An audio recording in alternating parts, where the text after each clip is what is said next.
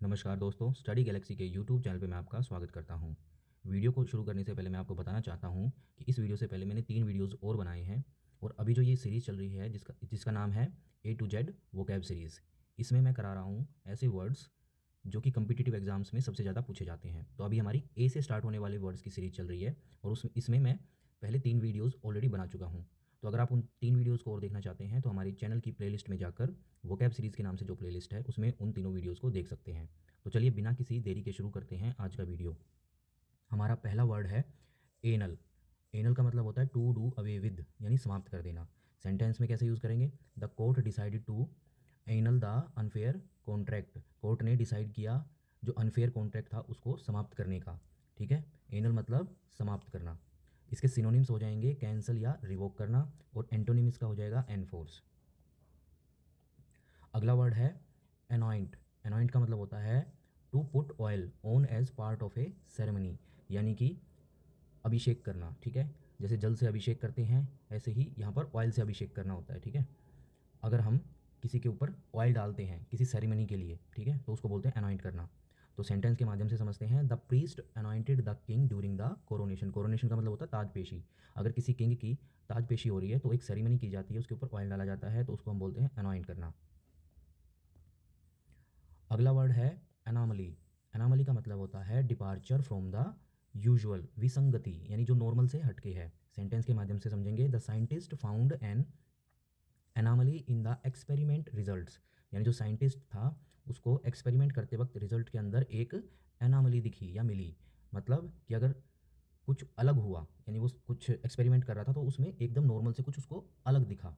ठीक है, तो इसको हम बोल सकते हैं कि जो एनामली है उसका मतलब होता है कि कोई नॉर्मल से हट के कोई चीज़ होती है तो उसको बोलेंगे ये एनामली हो गई है। इसके सिनोनिम हो जाएंगे एबनॉर्मलिटी और एंटोनिम नॉर्मलिटी, यानी जो नॉर्मल से हटके है वो एनोमली है।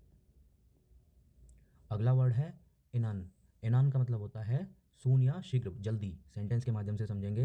The results of the competition will be announced anon, की जो कंपटीशन के रिजल्ट हैं वो जल्दी ही अनाउंस किए जाएंगे। तो एनन का मतलब हो गया शीघ्र, बहुत जल्दी। एंटोनिम इसका हो जाएगा नॉर्मेलिटी। अगला वर्ड है एंटीडोट। एंटीडोट का मतलब होता है मेडिसिन यूज्ड अगेंस्ट पॉइजन और डिजीज, विष और औषधि या प्रतिशोधक, यानी कि अगर कोई जहर को काटने की कोई दवाई होती है तो उसको हम बोलेंगे एंटीडोट।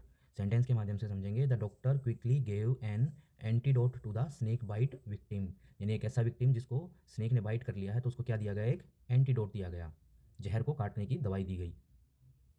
अगला वर्ड है अप्रेज। अप्रेज का मीनिंग होता है टू एसेस द वैल्यू, मूल्यांकन करना। सेंटेंस के माध्यम से समझेंगे।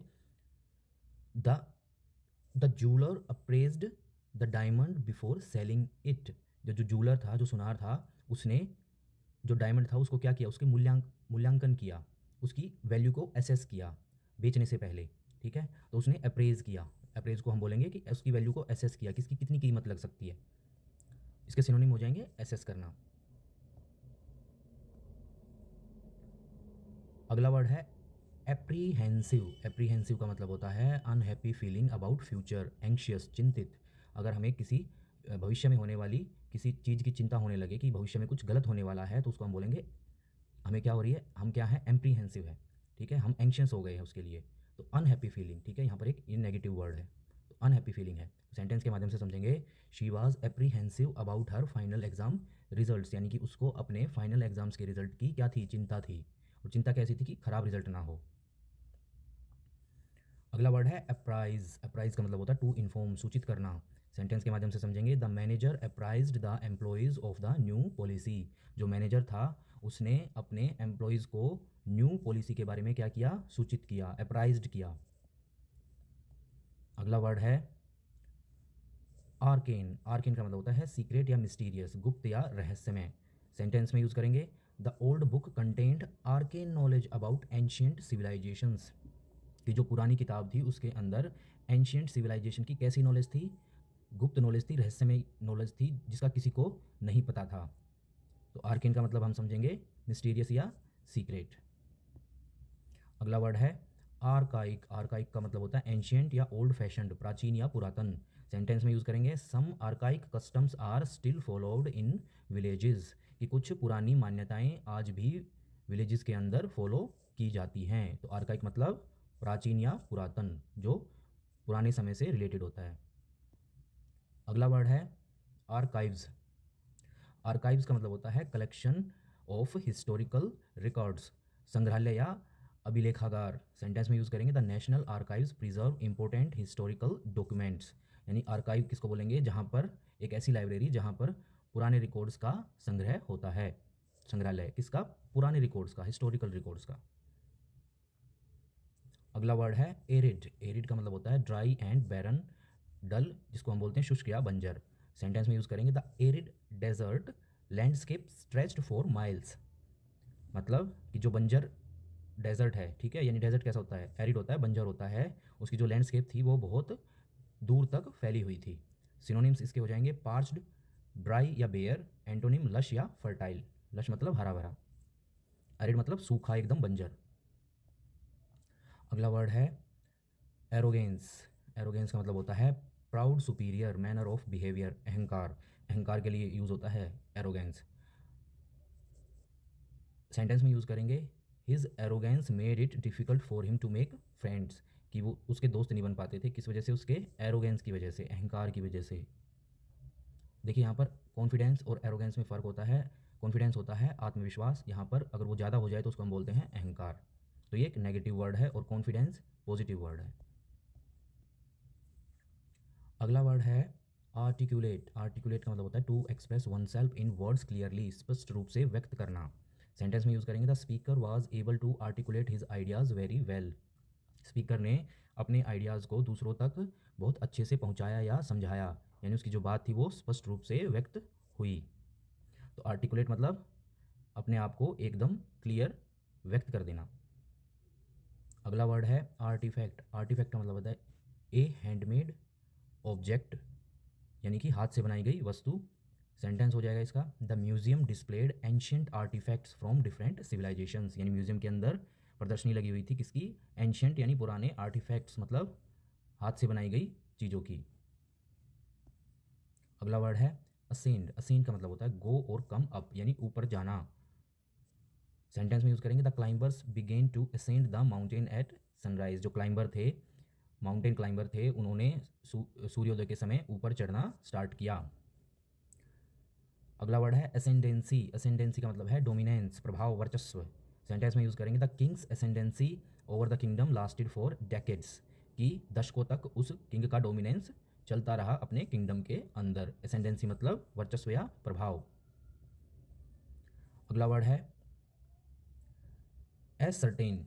एसर्टेन का मतलब होता है गेट टू नो, पता लगाना। सेंटेंस में यूज़ करेंगे the detective try to ascertain the truth behind the case. जो डिटेक्टिव था उसने केस के पीछे, जो केस के अंदर जो सत्य था उसका पता लगाने की कोशिश की। अगला वर्ड है एशेन। एशेन का मतलब होता है डेडली पेल, पीला पड़ जाना या मुरझा जाना, मुरझाया हुआ। सेंटेंस में his face turned ashen with fear, कि वो डर के मारे उसका फेस कैसा हो गया, एकदम पीला पड़ गया या मुरझा गया। तो एशेन मतलब पीला पड़ जाना, डर जाना या मुरझा जाना। अगला वर्ड है एस्टरिस्क। एस्टरिस्क का मतलब होता है द स्टार शेप्ड सिंबल, यानी जो इस तरह से सिंबल होता है, हम कई बार देखते हैं कीबोर्ड वगैरह में, कंप्यूटर वगैरह में ऐसे स्टार बना देते हैं, तो इसको बोलते हैं एस्टरिस्क। सेंटेंस में कैसे यूज़ करेंगे the teacher used an asterisk to mark important points in the notes. यानी जो टीचर था उसने एक ऐसे एस्टरिस्क का यूज़ किया मार्क करने के लिए इंपॉर्टेंट पॉइंट्स को। अगला वर्ड है एस्ट्रिंजेंट। एस्ट्रिंजेंट का मतलब होता है सब्सटेंस दैट श्रिंक्स, संकोचक पदार्थ, यानी कि कोई भी सब्सटेंस जो सिकुड़ता है, ठीक है, उसको हम बोलते हैं, अगर कोई फैला हुआ और एकदम सिकुड़ जाए, ठीक है, तो उसको हम बोलेंगे astringent. The doctor prescribed an astringent to reduce the swelling, यानी कि स्वेलिंग को थोड़ा कम कर दे, ठीक है, उसको थोड़ा सा श्रिंक कर दे, यानी कि एक स्वेलिंग अगर ज़्यादा एरिया पे है तो उसको कम कर दे एक तरह से, तो उसके लिए हम यूज़ करेंगे एस्ट्रिंजेंट। अगला वर्ड है एथीज्म। एथीज्म का मतलब होता है the belief that there is no God, नास्तिकता, यानी अगर कोई ऐसा मानता है कि भगवान नहीं होता इस दुनिया के अंदर, इस संसार के अंदर, तो वो क्या है, एथीस्ट है। और इस भावना को हम क्या बोलते हैं, एथीज्म।